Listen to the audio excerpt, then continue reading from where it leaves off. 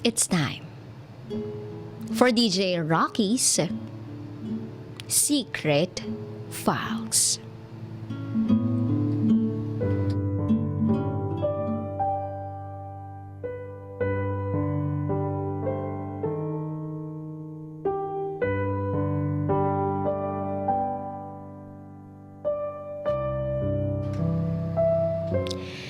Nakapatong na ako sa mister ko nang biglang pumasok sa kwarto ang mother-in-law ko.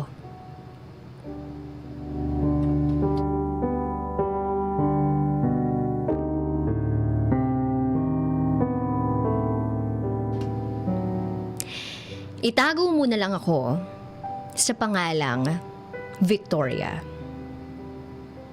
I am 25 years old at meron ng 2 anak. Hindi ko naman maikakaila na maaga akong lumande. At the age of 18, may anak na ako. At yun ang firstborn ko. Then at the age of 20, ikinasal kami ng mister ko. That time, we had our second baby.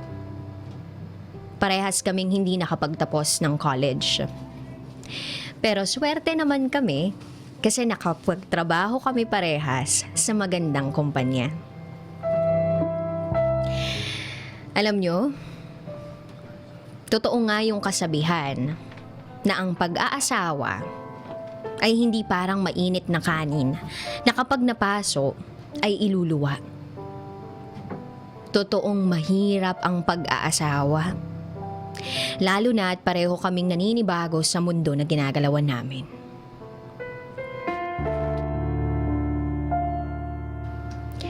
Fast forward. Nitong Feb, nag-resign ako sa pinapasukan kong trabaho bilang store supervisor para maalagaan ang mga anak ko. Until now, wala pa rin akong trabaho kasi mas pinili ko na maging full-time mommy at asawa ko. Ang problema lang ay yung mother-in-law ko.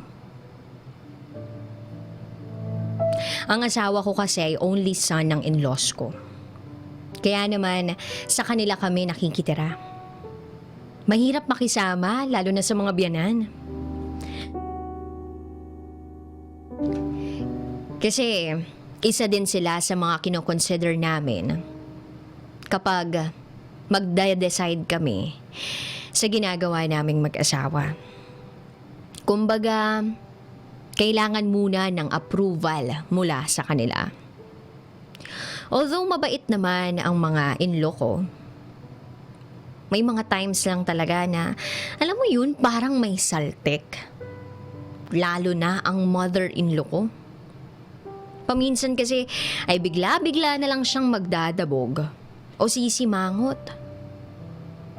Iniisip ko na lang, baka siguro ay may pagkakamali rin ako. Siguro, naiinis siya kapag gigising kami ng mga bata ng alas 7 ng umaga o alas 8 ng umaga. Pero hindi naman ako tamad. In fact, halos ako naman lahat gumagawa ng gawaing bahay. At wala naman akong reklamo doon. Kaya lang, napag-alaman ko na itong mother-in-law ko ay certified inventor ng mga balita. Oo, news inventor. Ipinagkakalat niya sa mga amiga niya na siya ang napapagod sa maghapon sa bahay kalilinis. When in fact, maghapon lang siyang nakahiga at nanonood ng teleserye. Hindi ko naman maitatanggi na gusto ko pa rin yung pakiramdam na ina-acknowledge ako. I like attention, I like compliments, and I like praises. Pero kahit konting credits man lang sa ginagawa ko, wala akong naririnig mula sa pamilya ng asawa ko. Sa totoo lang, nakakapagod din kayang maging housewife. Akala nila madaling maging housewife. Samahan mo pa ng panlalait ng biyanan at pagmamayabang niya sa ibang tao na siya yung nagsisilbing nanay sa mga anak ko. Masakit kaya yun para sa akin. May mga pagkakataon nga na umiiyak ako habang naliligo sa banyo. Minsan, umiiyak ako bago matulog. Vocal naman ako sa mga hinaing at bigat ng dinadala ko sa asawa ko. Ang sabi nga sa akin ng asawa ko, ganyan talaga yung ugali ng nanay niya. Kapag nagkukwento sa ibang tao, kailangan siya daw yung bida.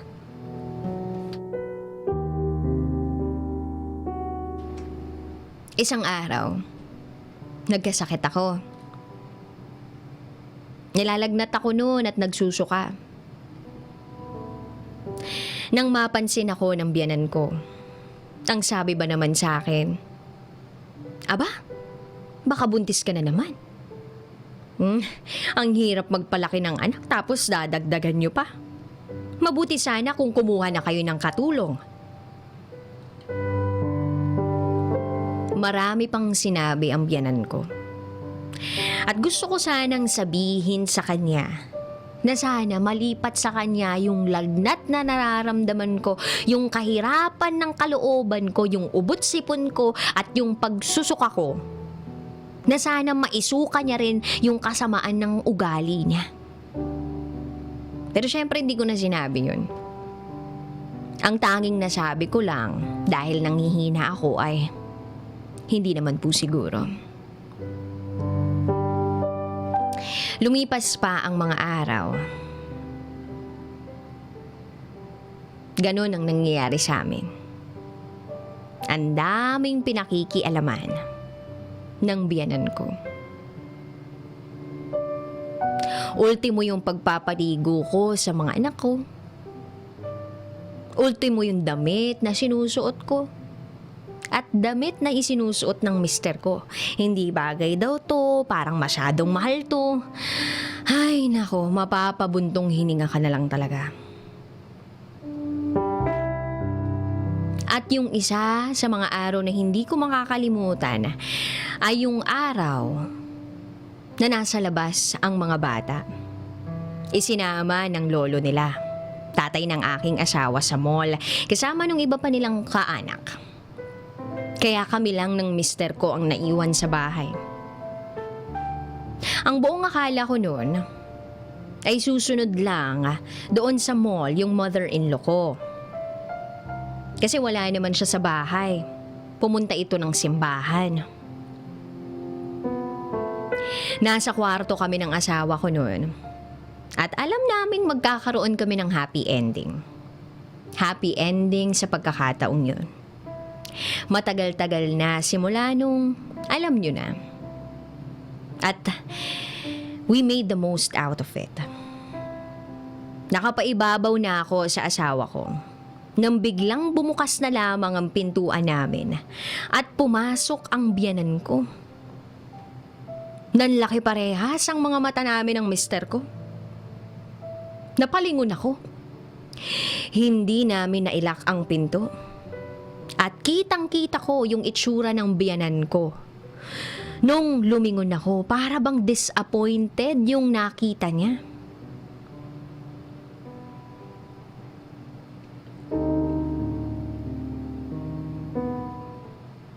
Pagbaba namin noon ng sala, ay biglang sabi nito,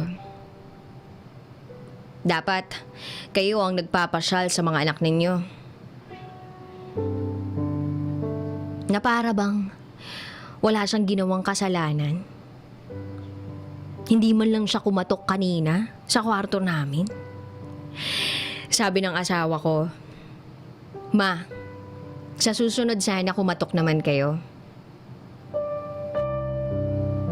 Ang dami pang pinagsasasabi ng nanay niya. Actually, ang awkward ng usapang yun. At para bang gusto kong bumaon sa lupa. Pero naisip ko lang, bakit ako mahihiya Samantalang mag-asawa naman kami ng anak niya. Sa totoo lang, hindi na namin maramdamang malaya kami sa pamamahay na yun. Hanggang sa dumating yung puntong nagpaalam na ako sa mother-in-law na makikitira muna kami sa nanay ko because by the end of this year ay bubukod na kami. Kasi merong bakante na apartment dito malapit sa kanila. At yun yung ikinagalit ng mother-in-law ko. To the point na itinatakwil niya yung sarili niyang anak. At sabi niya sa amin, wag daw kaming pupunta dun sa kanila. At kapag may nangyari daw sa kanilang mag-asawa, ay wag daw makapunta ang asawa ko at ang pamilya namin. At hindi pa siya nakontento doon. Kasi sa mismong nanay ko na balain niya, sinabi din niya na wala na siyang pakialam sa aming mag-anak. At wag daw kaming hihingi ng tulong sa kanila.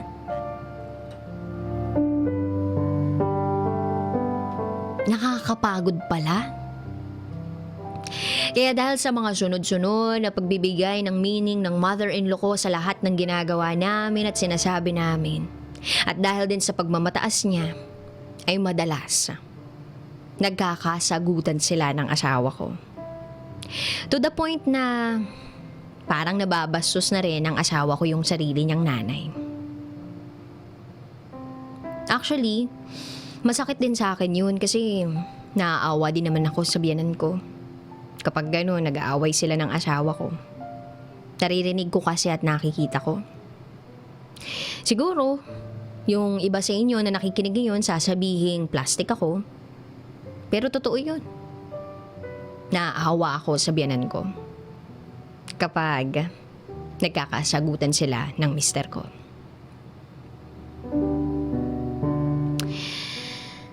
One week na kaming nakatira dito sa mother ko. At inihintay na lang namin na makalipat sa bagong bahay namin. At 1 week na ding hindi nag-uusap ang mister ko at sarili niyang nanay. Tuwing sahod ng asawa ko mula pagka-withdraw ko, diretso agad sa mother-in-law ko ang sahod ng asawa ko. Kasi sabi niya, obligasyon ng anak nila na bayaran ng upa sa bahay nila. Kasi up until now, nangungupahan pa rin sila. Hindi naman ako materialistic na asawa kaya kahit 1,000 lang yung naibibigay sa akin ng asawa ko mula sa sahod niya, okay na ako. Kaya lang, ang masakit nito, pinagdududahan pa ako ng biyanan ko na kinukupitan ko yung sahod ng asawa ko bago ko isurrender sa kanila. Grabe. Masyadong mataas ang tingin ng biyanan ko sa sarili niya. Wala siyang ibang pinaniniwalaan kundi sarili niya. Hindi ko naman na gustong siraan siya. Ang gusto ko lang naman, maihinga ko itong nararamdaman ko. At makahingi na lang ng advice mula sa iyo, DJ Rocky, at sa mga listener natin ngayon. Pakiramdam ko kasi ngayon, kasalanan ko lahat. May mga pagkakataon na napapaisip ako magpakamatay na lang kaya ako. May mga oras na umiiyak na lang ako mag-isa habang pinagmamasdan ko yung mga anak kong natutulog. Kasi nafo-frustrate ako. Gusto kong maayos yung gusot sa pagitan naming magbiyanan. At gusto ko ring maayos yung relasyon ng asawa ko at ng nanay niya. Ano bang gagawin ko? Maayos pa po ba yung gusot sa pagitan naming magbiyanan at sa magnanay? Palagay niyo po ba tuluyang maitatakwil ng mother-in-law ko yung sarili niyang anak? Tulungan niyo po ako. Ako si Victoria at ito ang aking secret file.